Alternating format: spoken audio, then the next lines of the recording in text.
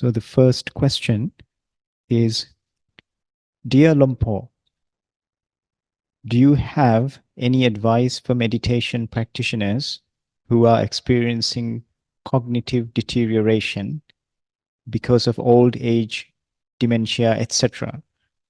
Should such practitioners try to recall the Buddha's teaching on impermanence and reflect that similar thought to the human body, the mind, and cognitive abilities are also impermanent? To uplift the mind, should such practitioners also try to recollect the good deeds and qualities they have performed in their life? Any advice is appreciated. Sadhu. Well, good question, but it sounds like you've answered it really. You understand already what you need to do. This is why in Buddhists and the Buddhist practice, we keep emphasizing recollecting impermanence, becoming mindful of impermanence over and over again through our lives, because that's the nature of this body, our mind, the world. And when you see the way things are, well, that brings you a certain peace and understanding that frees you from a lot of suffering. Because if you know something's impermanent, then it doesn't surprise you when you lose it or it changes on you. And that deep down, number one problem we have is this body we have as a human. It's not going to last forever. It gets older every day, and with aging, we also get sickness and degeneration, as you said. Some people have a lot of merit and seem to go on forever and ever, but nobody goes on forever. It just seems like that. And some people seem to have good health and right up to the end. We say they have merit. Somebody who is fairly healthy into their old age with very little pain, few illnesses, they have a lot of merit or good karma ripening for them. But eventually everyone succumbs to old age and death. The doctor, when you die of old age and there's no real particular illness or injury that's got you, the doctor's certificate just says, died of old age. So it will get everyone. But maybe before then, many of us, we get illnesses, heart disease, diabetes, kidney disease, liver disease, cancer, endless, the number of diseases that could potentially get us. So it just depends on your karma and your situation. But that's going to happen. So one of the ways we reflect is that, this body is subject to decline, degeneration. In other words, it's dukkha. It won't last forever. My cognitive ability won't last forever. We do start to lose our memory, our brain sort of slows down, and we maybe can't think so straight. For some people, it's quicker than others. So we know this is going to happen, so we might as well prepare for it, and that's what Dhamma practice is doing. It's helping you to develop mindfulness, wisdom and understanding. And as you say, while you can remember, well, remember the good things that you've done, that other people have done, the goodness of the Buddha, the Dhamma, the Sangha. Whatever you turn your mind to that brings up wholesome reflections, wholesome states of mind will help. While you can still do that, do that. Listen to Dhamma teachings, reflect on them, meditate, and do good things yourself while you can. Practice dana, practice sila, practice bhavana, meditation. If it so happens that your memory starts to go in a more intense way, if you perhaps have a particular illness coming on, Alzheimer's, dementia, senility, you just have to grit your teeth and bear it. Be patient. If it's something you can't stop or do much about, just be very patient with it and remind yourself this body is not yours. The symptoms of the illness are not you. In the end, that's all you can do is just prepare yourself to be mindful that the body is getting old, it's getting sick, memory is you're losing your ability to control your body maybe, mobility also. However your aging manifests, just try to maintain mindfulness and accept it as the truth. Because what happens when we're not very mindful of impermanence is we fight it, don't we? We say, why is this happening to me? I don't want this. We go to aversion. We argue with ourselves, complain, become grumpy, moody. We argue with other people, with the doctors or the people around us. And we can make things worse by just being so unaccepting of the situation that we are constantly, in brief, you'd say, in a bad mood. We're unhappy, we're miserable.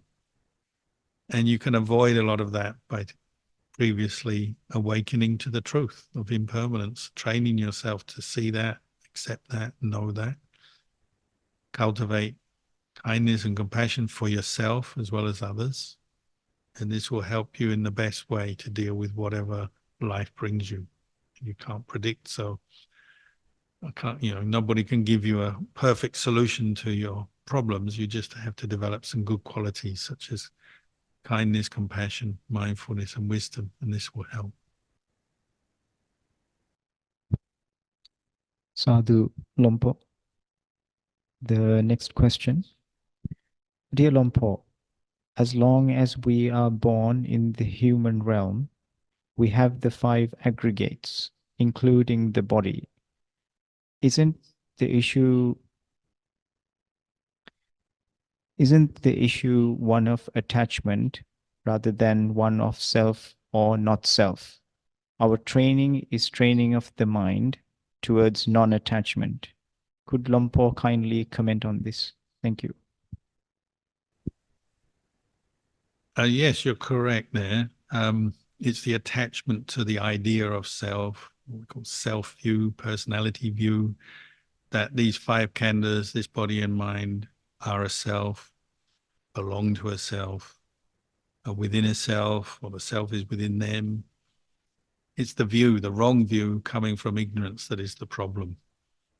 The khandhas themselves, meaning this body, feelings, thoughts, memories, themselves are nothing. They're not a problem. They're not, like you say, they're self, you could call them self, not self. It's the clinging, though, with the wrong view, with delusion, that is where suffering comes from. So obviously, a Buddha or an enlightened, awakened person, an arahant, still has their five khandhas while they're alive. They still have a body, but their mind is no longer deluded. They don't attach to the body as self. They don't suffer when they experience aging or pain because they know that's the nature of a human body. It's made up of elements, four elements, which are changing, affecting each other, and are gradually degenerating with old age, sometimes with sickness or injury. They know that to the point where they no longer have any wrong view or wrong understanding. So then they don't manufacture any suffering out of the body, mental suffering. They still may have physical pain to endure, but they don't create any mental suffering around it, meaning they don't cling with a sense of self. They don't cling to and get lost in desires. I want my body to be healthy when it's not. I want my body to experience more pleasure or different pleasure or lasting pleasure when it isn't experiencing that. They no longer cling. So they're no longer creating desires and aversions and all the sufferings that the ordinary unawakened human being does suffer. The same with feelings, thoughts. The mind is purified from clinging, from delusion. It's uprooted all attachment to the khandhas. This is the mind of the arahant.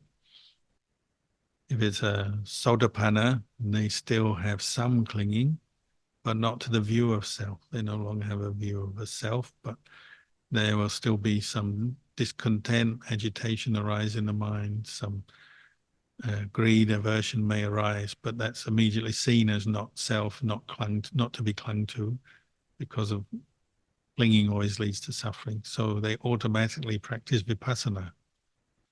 If it's just an ordinary unawakened being, not a noble one, well, it depends how much they've practiced and understood. Some do better than others. So keep practicing. Wherever you see suffering from clinging to your thoughts, your emotions, your body, your feelings, let go.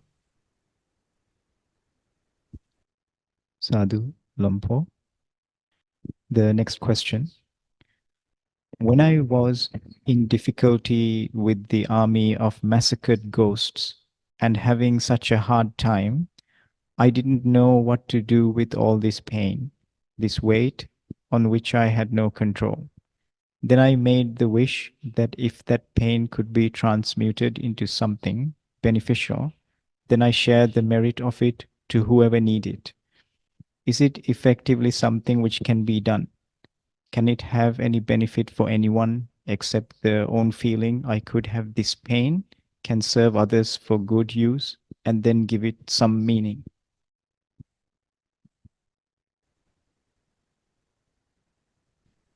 Yeah, we're having some problem with the sound here, so I couldn't hear that question perfectly. Sound is impermanent, like anything else.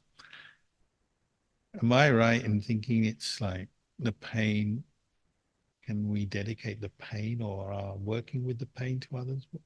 Can you summarize that question, maybe?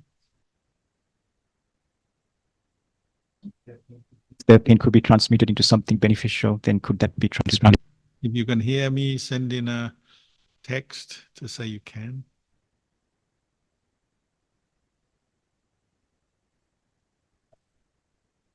Okay.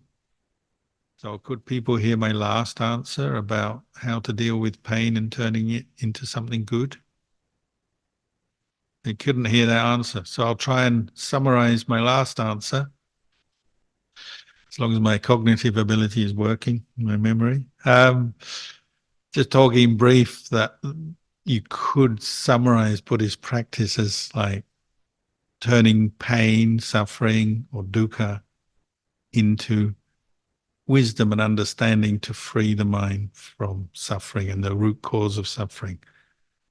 It's when, we're prompted to practice when we have suffering. That's what leads us to come to monasteries or let's seek out teachers, learn meditation, want to pursue a spiritual life, is because you realize there's some suffering there and you want to improve and develop and get out of that suffering. So you're aware sometimes the Buddha would teach that. What is the cause for people to have faith in the Buddhist path? Will they realize they have dukkha, pain of one kind or another, and they're looking for a way out, so they come to Buddhism. They may seek out other teachers, other systems, other ways of practice as well, but in the Buddhist path, you're using dukkha as your raw material. You're saying, oh, I experience all this stress and suffering and anxiety, or sometimes physical pain as well. What can I do about it? Is there anything better than this? Is there any way out of this? It leads you to seek out teachers and teachings that maybe you feel you can practice, you can follow. So like for me, that was the case. I noticed as I learned meditation, I have a lot of stress, suffering. I get moods, I have physical discomfort, I have mental discontent. And that led me to want to practice Buddhist meditation, hear the teachings and practice more in different ways until I eventually became a monk. So it's actually pain and suffering that makes you wise if you treat it properly. Of course, if you just attach to the pain or react to it with aversion, it drags you down. And so, that's unfortunately a lot of our experience. And even quite well-developed Buddhist practitioners will still be dealing with this. You have pain in your body, maybe from illness or aches and pains, and it can annoy you or irritate you. You feel tired and it can put you in a mood, or other people bring you pain and grief. They criticize you or bully you or cause you some kind of trouble, or maybe just environmental things cause you trouble, feelings of pain, stress. If you're not careful, you don't apply the teachings and the path of practice, well, this drags your mind down and you react with aversion, depression, negativity to these painful experiences. But if you're taking the Buddhist teachings to heart and putting them into practice, you can use all this as grist for the mill and say, oh, I have this pain in my leg, or I have this illness I'm dealing with. How can I free myself from suffering? And you start applying the path, mindfulness, developing insight into impermanence and not self, cultivating wholesome states of mind. And you'll notice if you develop a lot of kindness and compassion, you can get through pain a lot better than if you just react to it with aversion and attachment and get upset by it.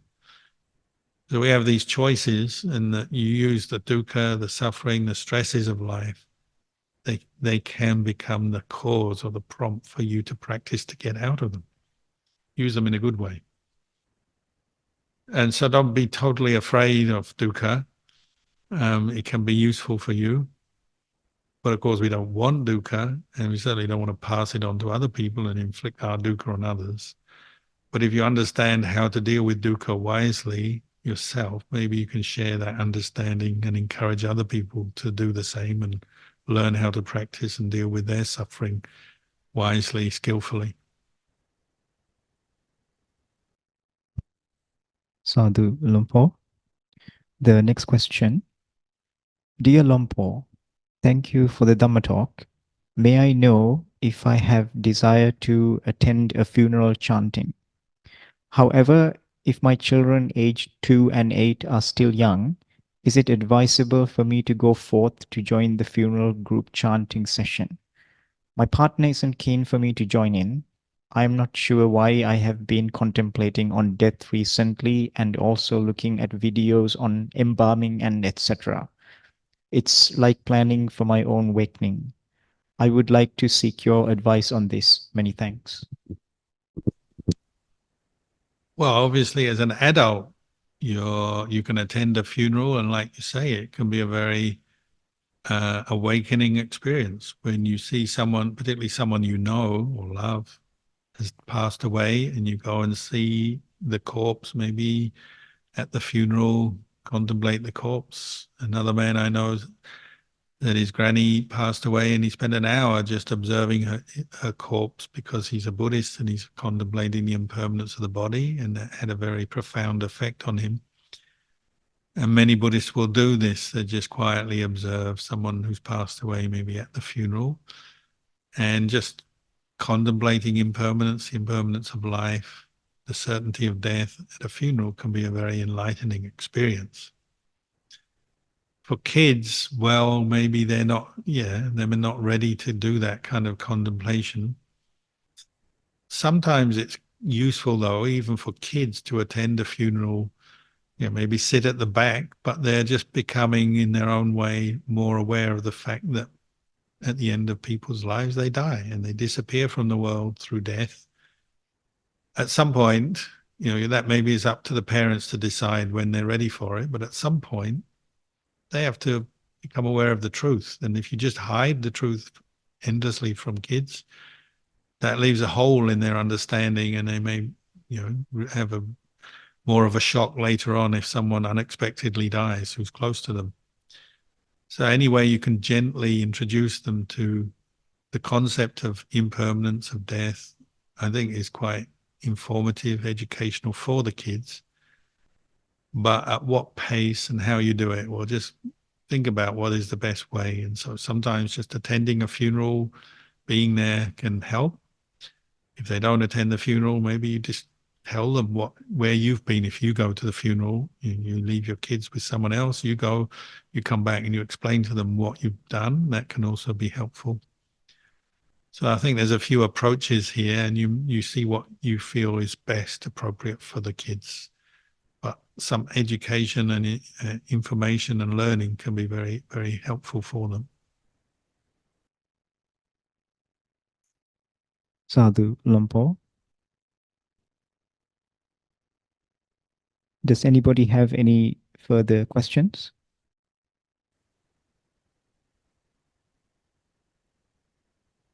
Anyone in the room have a question? Did you have a question?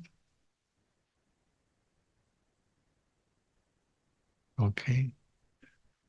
Over there, anyone? Question? Tommy? No? Okay, so it looks like we've come to the end of our session from Bodhipala Monastery tonight. Thank you for your participation. We'll leave you with those reflections tonight, and we'll just pay respects to the Buddha Dhamma Sangha and finish here.